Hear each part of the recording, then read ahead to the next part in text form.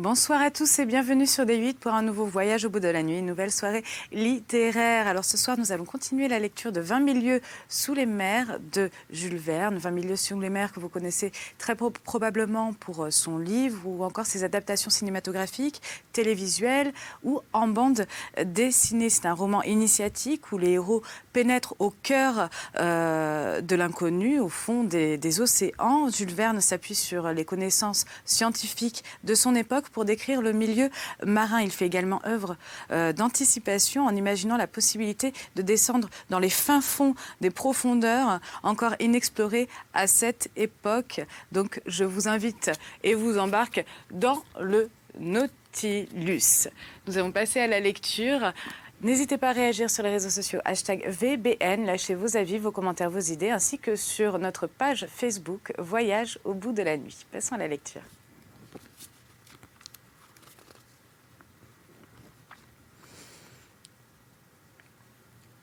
Je m'inclinai d'un air d'assentiment. Ce n'était pas une question que me posait le commandant, donc pas de réponse à faire. Cet homme s'exprimait avec une aisance parfaite, sans aucun accent. Sa phrase était nette, ses mots justes, sa facilité d'élocution remarquable. Et cependant, je ne sentais pas en lui un compatriote. Il reprit la conversation en ces termes. « Vous avez trouvé sans doute, monsieur, que j'ai longtemps tardé à vous rendre cette seconde visite. C'est que votre identité reconnue, je voulais peser mûrement le parti à prendre envers vous. J'ai beaucoup hésité. Les plus fâcheuses circonstances vous ont mis en présence d'un homme qui a rompu avec l'humanité. Vous êtes venu troubler mon existence. Involontairement, dis-je. Involontairement, répondit l'inconnu, en forçant un peu la voix. En forçant un peu sa voix, excusez-moi. Est-ce involontairement que l'Abraham Lincoln me chasse sur toutes les mers? Est-ce involontairement que vous avez pris passage à bord de cette frégate? Est-ce involontairement que vos boulets ont rebondi sur la coque de mon navire? Est-ce involontairement que maître Ned Land m'a frappé de son harpon? Je surpris dans ces paroles une irritation contenue. Mais à ces récriminations, j'avais une réponse toute naturelle à faire et je la fis. « Monsieur, dis-je, vous ignorez sans doute les discussions qui ont lieu à votre sujet en Amérique et en Europe. Vous ne savez pas que divers accidents provoqués par le choc de votre appareil sous-marin ont ému l'opinion publique dans les deux continents. Je vous fais grâce des hypothèses sans nombre par lesquelles on cherchait à expliquer l'inexplicable phénomène dont seul vous aviez le secret. Mais sachez qu'en vous poursuivant sur les hautes mers du Pacifique, l'Abraham Lincoln croyait chasser quelques puissants monstres marins dont il fallait à tout prix délivrer l'océan. » Un demi-sourire détendit les lèvres du commandant, puis d'un ton plus calme. « Monsieur Aronnax, répondit-il, oseriez-vous affirmer que votre frégate n'aurait pas poursuivi et canonné un bateau sous-marin aussi bien qu'un monstre ?» Cette question m'embarrassa, car certainement le commandant Farragut n'eût pas hésité. Il eût cru de son devoir de détruire un appareil de ce genre, tout comme un narwal gigantesque. « Vous comprenez donc, monsieur, reprit l'inconnu, que j'ai le droit de vous traiter en ennemi. » Je ne répondis rien, et pour cause, à quoi bon discuter une proposition semblable, quand la force peut détruire les meilleurs arguments? J'ai longtemps hésité, reprit le commandant. Rien ne m'obligeait à vous donner l'hospitalité. Si je devais me séparer de vous, je n'avais aucun intérêt à vous revoir. Je vous remettais sur la plateforme de ce navire qui vous avait servi de refuge. Je m'enfonçais sous les mers et j'oubliais que vous aviez jamais existé. N'était-ce pas mon droit? C'était peut-être le droit d'un sauvage, répondis-je. Ce n'était pas celui d'un homme civilisé. Monsieur le professeur, répliqua vivement le commandant, je ne suis pas ce que vous appelez un homme civilisé. J'ai rompu avec la société tout entière pour des raisons que moi seul j'ai le droit d'apprécier. Je n'obéis donc point à ces règles et je vous engage à ne jamais les invoquer devant moi. Ceci fut dit nettement. Un éclair de colère et de dédain avait allumé les yeux de l'inconnu. Excusez-moi. Et dans la vie de cet homme, j'entrevis un passé formidable. Non seulement il s'était mis en dehors des lois humaines, mais il s'était fait indépendant, libre dans la plus rigoureuse acceptation du mot, hors de toute atteinte. Qui donc oserait le poursuivre au fond des mers, puisqu'à leur surface, il déjouait les efforts tentés contre lui? Quel navire résisterait au choc de son monitor sous-marin? Quelle cuirasse, si épaisse qu'elle fût, supporterait les coups de son éperon? Nul entre les hommes ne pouvait lui demander compte de ses œuvres. Dieu, s'il y croyait sa conscience, s'il en avait une, étaient les seuls juges dont il pût dépendre. Ces réflexions traversaient rapidement mon esprit, pendant que l'étrange personnage se taisait, absorbé et comme retiré en lui-même. Je le considérais avec un effroi mélangé d'intérêt et sans doute ainsi qu'Oedipe considérait le sphinx. Après un assez long silence, le commandant reprit la parole. « J'ai donc hésité, dit-il, mais j'ai pensé que mon intérêt pouvait s'accorder avec cette pitié naturelle à laquelle tout être humain a droit. Vous resterez à mon bord, puisque la fatalité vous y a jeté. Vous y serez libre. Et en échange de cette liberté, toute relative d'ailleurs, je ne vous imposerai qu'une seule condition. Votre parole de vous y soumettre me suffira. »« Parlez, monsieur, répondis-je. Je pense que cette condition est de celle qu'un honnête homme peut accepter. »« Oui, monsieur. Et la voici. Il est possible que certains événements imprévus m'obligent à vous consigner dans vos cabines pour quelques heures ou quelques jours, suivant le cas. Désirant ne jamais employer la violence, j'attends de vous, dans ce cas, plus encore que dans tous les autres, une obéissance passive. En agissant ainsi, je couvre vos responsabilités, je vous dégage entièrement, car c'est à moi de vous mettre dans l'impossibilité de voir ce qui ne doit pas être vu. Accepterez-vous cette condition? » Il se passait donc à bord des choses tout au moins singulières et que ne devaient point voir des gens qui ne s'étaient pas mis hors des lois sociales. Entre les surprises que l'avenir me ménageait, celle-ci ne devait pas être la moindre. « Nous acceptons, répondis-je. Seulement, je vous demanderai, monsieur, la permission de vous adresser une question, une seule. Parlez, monsieur. Vous avez dit que nous serions libres à votre bord. Entièrement. Je vous demanderai donc ce que vous entendez par cette liberté. Mais la liberté d'aller, de venir, de voir, d'observer, même tout ce qui se passe ici, sauf en quelques circonstances rares. La liberté, enfin, dont nous jouissons nous-mêmes, mes compagnons et moi. Il était évident que nous nous entendions point. Pardon, monsieur, repris-je, mais cette liberté, ce n'est que celle que tout prisonnier a de parcourir sa prison. Elle ne peut nous suffire. Il faudra cependant qu'elle vous suffise. Quoi? Nous devons renoncer à jamais de revoir nos patriotes, nos amis, nos parents? Oui, monsieur. Mais renoncer à reprendre cette insupportable joug de la terre que les hommes croient être la liberté n'est peut-être pas aussi pénible que vous le pensez. Par exemple, s'écria Ned Land, jamais je ne donnerai ma parole de ne pas chercher à me sauver. Je ne vous demande pas de parole, maître Land, répondit froidement le commandant. Monsieur, répondis-je, emporté malgré moi, vous abusez de votre situation envers nous. C'est de la cruauté. Non, monsieur, c'est de la clémence. Vous êtes mes prisonniers, après combat. Je vous garde, quand je pourrai d'un mot vous replonger dans les abîmes de l'océan. Vous m'avez attaqué. Vous êtes venu surprendre un secret que nul homme au monde ne doit pénétrer, le secret de toute mon existence. Et vous croyez que je vais vous renvoyer sur cette terre qui ne doit plus me connaître? Jamais. En vous retenant, ce n'est pas vous que je garde, c'est moi-même. Ces paroles indiquaient de la part du commandant un parti pris contre lequel ne prévaudrait aucun argument. Ainsi, monsieur, repris-je, vous nous donnez tout simplement à choisir entre la vie ou la mort. Tout simplement.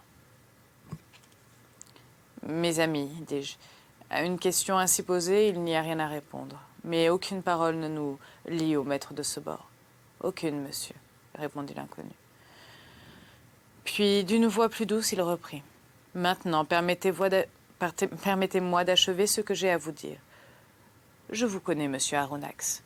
Vous, sinon vos compagnons, vous n'aurez peut-être pas tant à vous plaindre du hasard qui vous lie à mon sort. Vous trouverez parmi les livres qui servent à mes études favorites cet ouvrage que vous avez publié sur les grands fonds de la mer. Je l'ai souvent lu. Vous avez poussé votre œuvre aussi loin que vous le permettez la science terrestre. Mais vous ne savez pas tout. Vous n'avez pas tout vu. Laissez-moi donc vous dire, monsieur le professeur, que vous ne regretterez pas le temps passé à mon bord. Vous allez voyager dans le pays des merveilles. L'étonnement, la stupéfaction seront probablement l'état habituel de votre esprit. Vous ne vous blaserez pas facilement sur le spectacle incessamment offert à vos yeux. Je vais revoir dans un nouveau tour du monde sous-marin. Qui sait? Le dernier peut-être. Tout ce que j'ai pu étudier au fond de ces mers, tant de fois parcourues, et vous serez mes compagnons d'études. À partir de ce jour, vous entrez dans un nouvel élément. Vous verrez ce que n'a vu encore aucun homme. Car moi et les miens, nous ne comptons plus. Et notre planète, grâce à moi, va vous livrer ses derniers secrets. Je ne puis le nier. Ces paroles du commandant firent sur moi un grand effet. J'étais pris là, par mon faible, et j'oubliais pour un instant que la contemplation de ces choses sublimes ne pouvait valoir la liberté perdue. D'ailleurs, je comptais sur l'avenir pour trancher cette grave question. Aussi, je me contentais de répondre. Monsieur, si vous avez brisé avec l'humanité, je veux croire que vous n'avez pas renié tout sentiment humain. Nous sommes des naufragés charitablement recueillis à votre bord. Nous ne l'oublierons pas. Quant à moi, je ne méconnais pas que si l'intérêt de la science pouvait absorber jusqu'au besoin de liberté, ce que me promet notre rencontre m'offrirait de grandes compensations. Je pensais que le commandant allait me tendre la main pour sceller notre traité. Il n'en fit rien. Je le regrettais pour lui. Une dernière question, dis-je, au moment où cet être inexplicable semblait vouloir se retirer. Parlez, monsieur le professeur. De quel nom dois-je vous appeler? Monsieur, répondit le commandant, je ne suis pour vous que le capitaine Nemo. Et vos compagnons, et vous, n'êtes pour moi que les passagers du Nautilus. Le capitaine Nemo appela. Un steward apparut. Le capitaine lui donna ses ordres dans cette langue étrangère que je ne pouvais reconnaître, puis se tournant vers le Canadien et Conseil. « Un repas vous attend dans votre cabine, » leur dit-il. « Veuillez suivre cet homme. »« Ce n'est pas de refus, » répondit le harponneur. Conseil et lui sortirent enfin de cette cellule où ils étaient renfermés depuis plus de 30 heures. Et maintenant, monsieur Aronnax, notre déjeuner est prêt. Permettez-moi de vous précéder. À vos ordres, capitaine. Je suivis le capitaine Nemo, et dès que j'eus franchi la porte, je pris une sorte de couloir électriquement éclairé, semblable aux coursives d'un navire. Après un parcours d'une dizaine de mètres, une seconde porte s'ouvrit devant moi. J'entrai alors dans une salle à manger ornée et meublée avec un goût sévère. De hauts dressoirs de chêne, incrustés d'ornements d'ébène, s'élevaient aux deux extrémités de cette salle, et sur leurs rayons à lignes ondulées, étincelaient des faïences, des porcelaines, des verreries, d'un prix inestimable. La vaisselle plate y resplendissait sous les rayons que versait un plafond lumineux, dont de fines peintures tamisaient et adoucissaient l'éclat. Au centre de la salle était une table richement servie. Le capitaine Nemo m'indiqua la place que je devais occuper. « Asseyez-vous, » me dit-il, « et mangez comme un homme qui doit mourir de faim. » Le déjeuner se composait d'un certain nombre de plats dont la mer seule avait fourni le contenu, et de quelques mets dont j'ignorais la nature et la provenance. J'avouerai que c'était bon, mais avec un goût particulier, auquel je m'habituais facilement. Ces divers aliments me parurent riches en phosphore, et je pensais qu'ils devaient avoir une origine marine. Le capitaine Nemo me regardait. Je ne lui demandai rien, Il devina mes pensées. Il répondit de lui-même aux questions que je brûlais de lui adresser. La plupart de ces mets vous sont inconnus, me dit-il. Cependant, vous pouvez en user sans crainte. Ils sont sains et nourrissants. Depuis longtemps, j'ai renoncé aux aliments de la terre et je ne m'en porte pas plus mal. Mon équipage, qui est vigoureux, ne se nourrit pas autrement que moi. Ainsi, dis-je, tous ces aliments sont des produits de la mer. Oui, monsieur le professeur, la mer fournit à tous mes besoins. Tantôt, je mets mes filets à la traîne et je les retire prêts à se rompre. Tantôt, je vais chasser au milieu de cet élément qui paraît être inaccessible à l'homme, et je force le gibier qui gîte dans mes forêts sous-marines. Mes troupeaux, comme ceux du vieux pasteur de Neptune, paissent sans crainte les immenses prairies de l'océan. J'ai là une vaste propriété que j'exploite moi-même, et qui est toujours ensemencée, excusez-moi, par la main du Créateur de toutes choses. Je regardai le capitaine Nemo avec un certain étonnement, et je lui répondis. Je comprends parfaitement, monsieur, que vos filets fournissent d'excellents poissons à votre table. Je comprends moins que vous poursuivez le gibier aquatique dans vos forêts sous-marines. Mais je ne comprends plus du tout qu'une parcelle de viande, si petite qu'elle soit, figure dans votre menu. Aussi, monsieur, me répondit le capitaine Nemo, ne fais-je jamais usage de la chair des animaux terrestres ?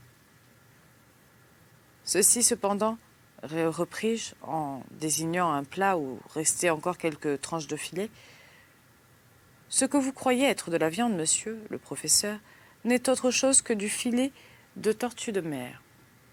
Voici également quelques foies de dauphin que vous prendriez pour un ragoût de porc. Mon cuisinier est un habile préparateur qui excelle à conserver ces produits variés de l'océan. Goûtez à tous ces mets. Voici une conserve d'holoturie qu'un Malais déclarerait sans rival au monde. Voilà une crème dont le lait a été fourni par la mamelle des cétacés et le sucre par les grands fucus de la mer du Nord. Et enfin, permettez-moi de vous offrir des confitures d'anémone qui valent celles des fruits les plus savoureux. Et je goûtais plutôt en curieux qu'en gourmet, tandis que le capitaine Nemo m'enchantait par ses invraisemblables récits. Mais cette mer, monsieur Aronnax, me dit-il, cette nourrice prodigieuse, inépuisable, elle ne me nourrit pas seulement, elle me vêtit encore. Ces étoffes qui vous couvrent sont tissues avec le byssus de certains coquillages. Elles sont teintes avec la pourpre des anciens et nuancées de couleurs violettes que j'extrais des aplysis de la Méditerranée. Les parfums que vous trouverez sur la toilette de votre cabine sont le produit de la distillation de plantes marines. Votre lit est fait du plus doux zoster de l'océan. Votre plume sera un fanon de baleine. Votre encre, la liqueur sécrétée par la seiche ou l'encornée. Tout me vient maintenant de la mer, comme tout lui retournera un jour. Vous aimez la mer, capitaine? Oui, je l'aime. La mer est tout. Elle couvre les 7/10 du globe terrestre. Son souffle est pur et sain. C'est l'immense désert où l'homme n'est jamais seul, car il sent frémir la vie à ses côtés. La mer n'est que le véhicule d'une surnaturelle et prodigieuse existence. Elle n'est que mouvement et amour, c'est l'infini vivant, comme l'a dit un de vos poètes. Et en effet, monsieur le professeur, la nature s'y manifeste par ces trois règnes, minéral, végétal, animal. Ce dernier y est largement représenté par les 4 groupes des zoophytes, par 3 classes des articulés, par 5 classes des mollusques, par 3 classes des vertébrés, les mammifères, les reptiles, et ces innombrables légions de poissons, ordre infini d'animaux qui comptent plus de 13 000 espèces, dont un dixième seulement appartient à l'eau douce. La mer est le vaste réservoir de la nature. C'est par la mer que le globe a pour ainsi dire commencé. Et qui sait s'il ne finira pas par elle. Là est la suprême tranquillité. La mer n'appartient pas aux despotes. À sa surface, ils peuvent encore exercer des droits iniques, s'y battre, s'y dévorer, y transporter toutes les horreurs terrestres, mais à 30 pieds au-dessous de son niveau, leur pouvoir cesse, leur influence s'éteint, leur puissance disparaît. Ah, monsieur, vivez, vivez au sein des mers. Là seulement est l'indépendance. Là, je ne reconnais pas de maître. Là, je suis libre. Le capitaine Nemo se tut subitement au milieu de cet enthousiasme qui débordait de lui. S'était-il laissé entraîner au-delà de sa réserve habituelle? Avait-il trop parlé? Pendant quelques instants, il se promena très agité, puis ses nerfs se calmèrent, sa physionomie reprit sa froideur accoutumée, et se tournant vers moi. « Maintenant, monsieur le professeur, dit-il, si vous voulez visiter le Nautilus, je suis à vos ordres. »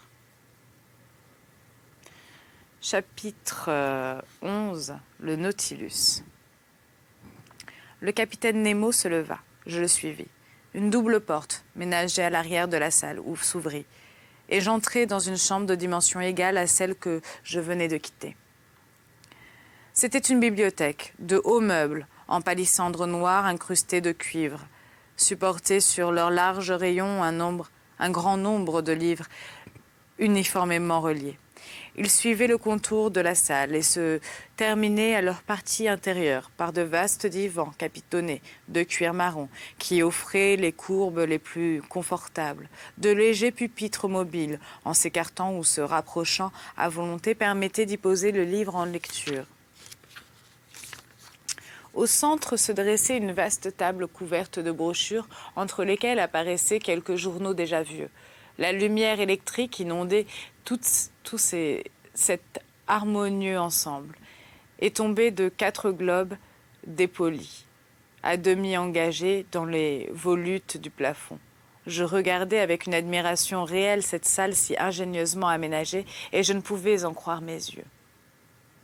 « Capitaine Nemo », dis-je à mon hôte, qui venait de s'étendre sur un divan. Voilà une bibliothèque qui ferait honneur à plus d'un palais des continents. Et je suis vraiment émerveillée quand je songe qu'elle peut vous suivre au plus profond des mers. Où trouverait-on plus de solitude, plus de silence, monsieur le professeur? Répondit le capitaine Nemo. Votre cabinet du muséum vous offre-t-il un repos aussi complet? Non, monsieur. Et je dois ajouter qu'il est bien pauvre auprès du vôtre. Vous possédez là 6 ou 7 000 volumes. 12 000, monsieur Aronnax. Ce sont les seuls liens qui me rattachent à la terre. Mais le monde a fini pour moi le jour où mon Nautilus s'est plongé pour la première fois sous les eaux. Ce jour-là, j'ai acheté mes derniers volumes, mes dernières brochures, mes derniers journaux, et depuis lors, je veux croire que l'humanité n'a plus ni pensé ni écrit. Ces livres, monsieur le professeur, sont d'ailleurs à votre disposition, et vous pourrez en user librement. Je remercierai le capitaine Nemo, et je m'approchai des rayons de la bibliothèque, livres de science, de morale et de littérature, écrits en toutes langues, y abondaient, mais je ne vis pas un seul ouvrage d'économie publique. Il semblait être sévèrement proscrit du bord. Détail curieux, tous ces livres étaient indistinctement classés, en quelque langue qu'ils fussent écrits. Et ce mélange prouvait que le capitaine du Nautilus devait lire couramment les volumes que sa main prenait au hasard. Parmi ces ouvrages, je remarquai les chefs-d'œuvre que des maîtres anciens et modernes, c'est-à-dire tout ce que l'humanité a produit de plus beau dans l'histoire, la poésie, le roman et la science, depuis Homère jusqu'à Victor Hugo, depuis Xénophon jusqu'à Michelet, depuis Rabelais jusqu'à Madame Sand. Mais la science, plus particulièrement, faisait les frais de cette bibliothèque. Les livres de mécanique, de balistique, d'hydrographie, de météorologie, de géographie, de géologie, etc. y tenaient une place non moins importante que les ouvrages d'histoire naturelle. Je compris qu'ils formaient la principale étude du capitaine. Je vis là tout le Humboldt, tout l'Arago, les travaux de Foucault, d'Henri Sainte-Claire de Ville, de Chasles, de Milne Edwards, de Quatrefages, de Tyndall, de Faraday, de Berthelot, de l'abbé Secchi, de Peterman, du commandant Maury, d'Agassi, etc. Les mémoires de l'Académie des sciences, les bulletins des diverses sociétés de géographie, etc. Et en bon rang, les 2 volumes qui m'avaient peut-être valu cet accueil relativement charitable du capitaine Nemo, parmi les œuvres de Joseph Bertrand, son livre intitulé « Les fondateurs de l'astronomie ». Me donna même une date certaine, et comme je savais qu'il avait paru dans le courant de 1865, je pus en conclure que l'installation du Nautilus ne remontait pas à une époque postérieure. Ainsi donc, depuis 3 ans ou plus, le capitaine Nemo avait commencé son existence sous-marine. J'espérais d'ailleurs que des ouvrages plus récents encore me permettraient de fixer exactement cette époque, mais j'avais le temps de faire cette recherche et je ne voulus pas retarder davantage notre promenade à travers les merveilles du Nautilus. « Monsieur, dis-je au capitaine, je vous remercie d'avoir mis cette bibliothèque à ma disposition. Il y a là des trésors de science, et j'en profiterai. Cette salle n'est pas seulement une bibliothèque, dit le capitaine Nemo. C'est aussi un fumoir. Un fumoir, m'écriai-je. On fume donc à bord, sans doute. Alors, monsieur, je suis forcé de croire que vous avez conservé des relations avec la Havane. Aucune, répondit le capitaine. Acceptez ce cigare, monsieur Aronnax, et bien qu'il ne vienne pas de la Havane, vous en serez content si vous êtes connaisseur. Je pris le cigare qui m'était offert et dont la forme me rappelait celui du Londres, mais il semblait fabriqué avec des feuilles d'or. Je l'allumai à un petit brasero que supportait un élégant pied de bronze, et j'aspirai ses premières bouffées avec la volupté d'un amateur qui n'a pas fumé depuis 2 jours. « C'est excellent, dis-je. Mais ce n'est pas du tabac. » « Non, répondit le capitaine, ce tabac ne vient ni de la Havane ni de l'Orient. C'est une sorte d'algue riche en nicotine que la mer me fournit, non sans quelque parcimonie. Regrettez-vous les Londres, monsieur ?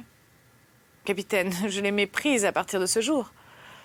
Fumez donc à votre fantaisie et sans discuter l'origine de ces cigares. Aucune régie ne les a contrôlés, mais ils n'en sont pas moins bons, j'imagine. Au contraire. À ce moment, le capitaine Nemo ouvrit une porte qui faisait face à celle par laquelle j'étais entré dans la bibliothèque et je passai dans un salon immense et splendidement éclairé.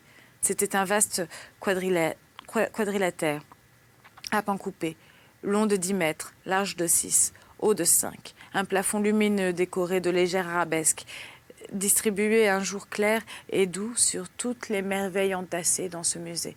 Car c'était réellement un musée dans lequel une main intelligente et prodigue avait réuni tous les trésors de la nature et de l'art, avec ce pêle-mêle artistique qui distingue un atelier de peintre.